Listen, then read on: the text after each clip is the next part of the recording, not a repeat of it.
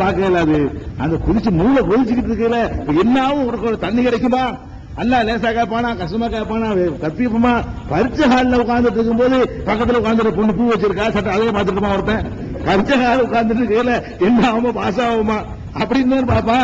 இந்த மாதிரி ரிசுலா சொல்றாங்க உள்ளமும் அசுத்தலாத ஆளிக்க அதுக்கு மேல மிஞ்சி போயிருக்காரு நீ வேற உருவாடுமா ஒண்ணும் தெரியாது யாருக்குன்னு அப்படிங்கிறாங்க. அப்படி இருக்கும் பொழுது சொர்க்கத்துக்கு அனுப்பும் போதுதானே ட்ரெஸ் போடுவாங்க. விசாரணை எல்லாம் முடிந்து சொர்க்கத்துக்கு போகும்போது ட்ரெஸ் முதல் ட்ரெஸ் யாருக்குன்னு இப்ராஹிம் நபிக்கு தான். ரசூலுல்லாஹ் சொல்றாங்க அவ்வளவு யுக்ஸா, அப்ப எப்படி கிரேட் எல்லாம் கொடுக்கறான்னு நபிகள் நாயகம் சொல்றாங்க முதலிலே ஆடை அனுபவிக்கப்படக்கூடியவர்கள் இப்ராஹிம் அலைஹிஸ்ஸலாம் அவர்கள் தான் ஃபர்ஸ்ட் கூப்பிட்டு முதல் மரியாதை. இந்த அவ்வளவு சமுதாயத்திலையும் கூப்பிட்டு இந்த முதல் ட்ரெஸ் போட்டுக்கன்னா முதல் தான் போறான்னு அர்த்தம். முதல்ல ஆடை அனுபவிக்கப்படக்கூடியவர் யார் என்று கேட்டால் இப்ராஹிம் நபி அவர்கள் தான் என்று பெருமானார் ஸல்லல்லாஹு அலைஹி வஸல்லம் சொன்ன செய்தி சஹீஹுல் புகாரியில 3447, 4625, 3349, 4740, 6526 ஆகிய இடங்கள்ல புகாரியிலும் இன்னும் ஏராளமான நூல்களில் பதிவு செய்யப்பட்டிருக்கிறது.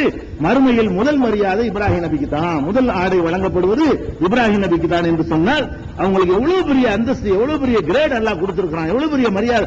நட்பு நண்பர் அர்த்தம், நண்பரை தேர்ந்தெடுத்துட்டான்ல, நண்பரா முதல் நண்பர் நபிகள் நாயகம் ஸல்லல்லாஹு அலைஹி வஸல்லம் இருந்தா கூட முதல் கலீல் அவர் தான், அதுக்கு இரண்டாவது கலீல் தான் இவங்க. அதனால ஃபர்ஸ்ட் இது யாருக்கு கொடுக்கறான்னு கேட்டா இப்ராஹிம் நபிக்கு தான் என்பதை இந்த ரசூல் ஸல்லல்லாஹு அலைஹி வஸல்லம் பொன்மொழியிலும் தெரிந்து கொள்கிறோம். இது இப்ராஹிம் அலைஹிஸ்ஸலாமுடைய சிறப்பு சம்பந்தப்பட்ட செய்திகள். இதுக்கப்புறம் இப்ராஹிம் அலைஹிஸ்ஸலாம் அவர்கள் வரலாறுல தெரிந்து கொள்ள வேண்டிய விஷயம் என்னன்னு கேட்டா அவங்களுடைய குடும்ப வாழ்க்கை. இப்ராஹிம் நபி ஒருத்தர் இருந்தாரு, நல்லது அது விளங்கிருச்சு. அவங்களுடைய குடும்பத்தை பொறுத்த வரைக்கும் இதுவரை நம்ம சொன்ன நபிமார்கள் வரலாறுகள்ல எந்த நபியுடைய குடும்ப உறுப்பினர்கள் பற்றியும் நமக்கு கிடைக்கவே இல்லை. ஆதம் அலைஹிஸ்ஸலாமுக்கு மட்டும்தான் ஹவ்வா ஹதீஸ்ல கிடைக்குது. அதுக்கப்புறம் அவங்க பிள்ளை குட்டிகள் விஷயம் கிடைக்கல. அவங்க பிள்ளை குட்டி யாருன்னு நமக்கு தெரியலையே. ஆதம் ஹவ்வா ரெண்டு பிள்ளைங்க இருந்தாங்கன்னு தெரியல, ஒரு பேர் தெரியல, ஆல்ரெடி நம்ம சொல்லி இருக்கிறோம். இத்ரீஸ் நபின்னு சொல்றோம், அது மட்டும்தான் தெரியுது. அவர் பொண்டாட்டி யாரும் தெரியல, அவர் அப்பா யாரும் தெரியல, எத்தனை பிள்ளைங்க அது தெரியல. அவரு வாரம் அப்படி போச்சு. அதுக்கப்புறம் நூஹ் நபி எடுத்தோம், நூஹ்ங்கிற நபி பேர் தான் தெரியுது, அவருடைய பிள்ளைங்க சரியில்லைன்னு தெரியுது, ஒரு பிள்ளைங்க ஒரு மனைவி சரியில்லைன்னு தெரியுது, சிலவங்க நல்லவங்க இருந்தாங்கன்னு தெரியும், அவங்க யாரு அது தெரியல. ஏன் என்ன விவரம் அது நமக்கு தெரியல. அது முடிஞ்சு போச்சு. அதுக்கு அடுத்து என்ன கேட்டா ஹூத் நபி, அவங்க ஹூத் நபி தான் நமக்கு தெரியுது, முன்னாடி பிள்ளை ஒருவங்க கிடைக்கல. அடுத்து சாலிஹ் நபி தான், அவர் செஞ்ச பிரச்சாரம் அவருடைய தியாகம் அதைத்தான் சொல்றான அல்ல, அவருடைய முன்னாடி யாரு பிள்ளையார் அந்த விவரம் கிடைக்கல.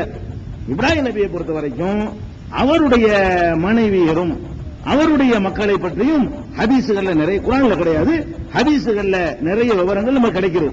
இப்ராஹிம் அலைஹிஸ்ஸலாம் அவருடைய மனைவியுடைய பேர் சாரான்னு நம்ம வழக்கமா சொல்றோம் இல்லையா, அதுக்கு ஆதாரம் இருக்குது. அது ஒண்ணு கதை கிடையாது, வழக்கமா மக்கள் பேசிட்டு இருக்கிறோம் இல்லையா.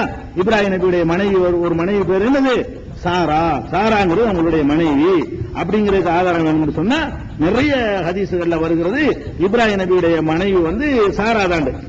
உதாரணமா நீங்க உதாரணத்துக்கு எடுத்துக்கொள்வதாக இருந்தால் 2217வது ஹதீஸ் புகாரியில அதுல பாத்தீங்கன்னு சொன்னா இப்ராஹிம் அலைஹிஸ்ஸலாம் அவர்கள் இருக்கிற ஊர்ல பிரச்சாரம் பண்ணிவிட்டு அது வெறுத்து போய் இனிமே சரிப்பட்டு வரமாட்டாங்க என்று தெரிஞ்ச பிறகு இன்னொரு ஊருக்கு ஹிஜ்ரத் பண்ணி போறாங்க.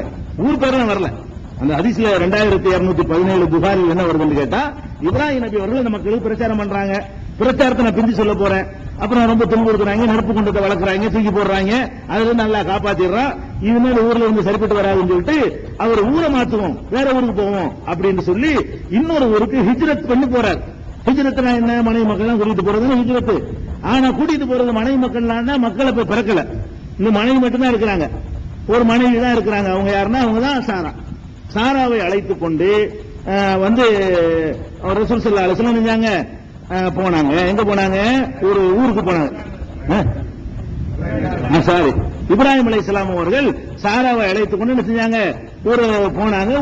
ஒரு மன்னரங்க ஆட்சி பண்ணிட்டு இருந்தாரு, அந்த ஊருக்கு போனாங்க. போன உடனே அந்த மன்னத்தை போய் சொல்றாங்க, இப்ராஹிம் ஒரு அழகான பெண்ணோட வந்திருக்கிறாரு. அவங்க ஒரு மாதிரியான ஆள் போல இருக்கு, சபலம் உள்ள ஆள் போல இருக்கு.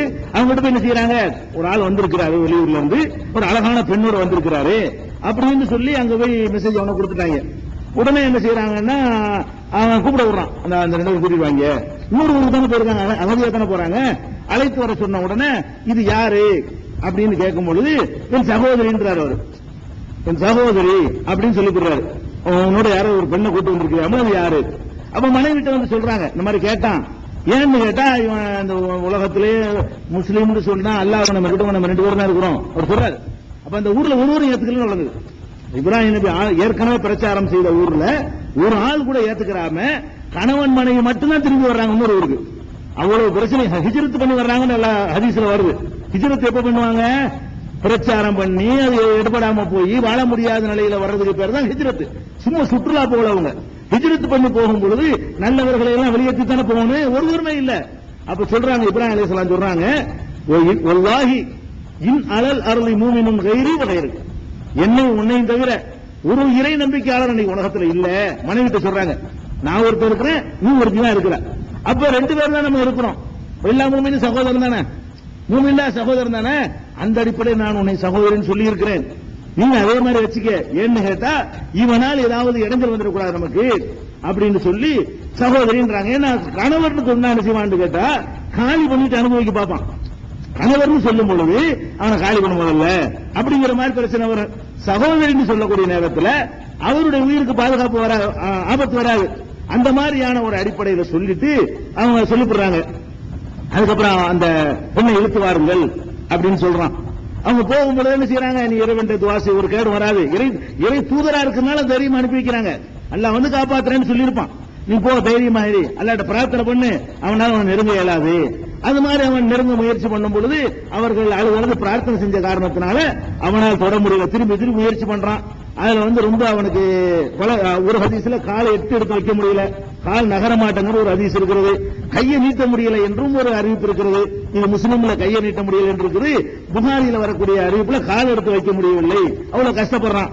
அப்புறம் பார்த்தா என்னமோ ஒரு இடைஞ்சல், இது நம்ம தொடக்கூடாது போல இருக்கு, இன்னும் ஒரு மறைமுகமான சக்தி இருந்து ஆட்டிப்படுத்திட்டு இருக்குன்னு சொல்லிட்டு இந்த சைத்தானை கொண்டு போங்கடான்றான். அப்படின்னு சரி சைத்தானை கூட கூட்டிட்டு வந்திருக்கீங்க அப்படின்னு சொல்லிட்டு இருக்கிற ஆள்கிட்ட சொல்லி என்ன செய்யறான், அனுப்பி விட்டான். ஒன்னும் பண்ணல. அனுப்பி விடும்போது என்ன பண்றான்னு கேட்டா, அவங்ககிட்ட இருந்த அந்த காலத்துல அடிமை பெண்கள் இருந்தாங்க. அடிமை பெண்களை வைத்துக் கொள்வது அந்த கால வழக்கமா இருந்துச்சு. அவன்கிட்ட இருந்த அடிமை பெண் தான் ஹாஜராங்கிறவங்க. இந்த ஹாஜரா என்ற அடிமை பெண்ணையும் கொடுத்து அவன் அனுப்பி வைக்கிறான். ஹாஜராவுடைய அவங்கள இன்னொரு மனைவிங்கிற இப்ராஹிம் நபிக்கு அவங்க வந்து ஏற்கனவே அடிமையா இருக்கிறவங்க. இந்த மன்னன்ட்ட வந்து அடிமையா இருக்கிறாங்க. அந்த அடிமையா இருந்த ஹாஜராவை என்ன செய்யறாங்க, கூட இந்த கூட்டிட்டு போங்க, துணைக்கு கூட்டிட்டு போனேன், உனக்கு துணைக்கு வேண்டாம் வச்சுக்கிட்டு போ, இனிமே இந்த சங்காத்தமா வேணான்னு சொல்லிட்டு அனுப்பி விட்டுறான். இதான் நடந்த இது எங்க இருக்குன்னு கேட்டா சஹீஹுல் புகாரியில 2217, 2635, சஹீஹ் முஸ்லிம்ல வந்து 4371, இன்னும் புகாரியில பாத்தீங்கன்னா 6950, நிறைய விரிவா இருக்கு இந்த சம்பவம்.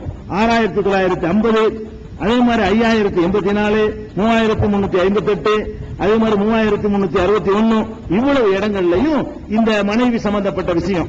அதுல என்ன வரும்னா வந்து சில அறிவிப்புகள்ல என்ன வரும்னா ஹாஜர்னு ஆவண்ணா போட்டு வரும் அலிஃப். சில அறிவிப்புகள்ல ஹாஜர்னு வரும். அதாவது ஹாஜராங்கிற மனையில ஹாஜரா கிடையாதானா. நம்ம ஆளுக்கு என்ன பண்ணி விட்டாங்கன்னு கேட்டா ஹாஜரா அம்மான்னு நம்ம எல்லாரும் சொல்லுவாங்க. ஹாஜர் அம்மான்னு யாருமே சொல்ல மாட்டாங்க. எப்படி நம்ம பழக்கம் வச்சிருக்கிறோம், ஏன்னா பெண்பால் தான் ஒரு அந்த இது வரணும். பாத்திமா ஆயிஷான்னு சொல்லும்போது அந்த தேவை ஒண்ணு வந்தா தான் என்ன செய்யும், பெண்பாலை காட்டும்னு சொல்லுவாங்க. அது உங்க அரபு மொழிக்கு. அந்த மொழியில வந்து அது அந்த சட்டம்லாம் கிடையாது.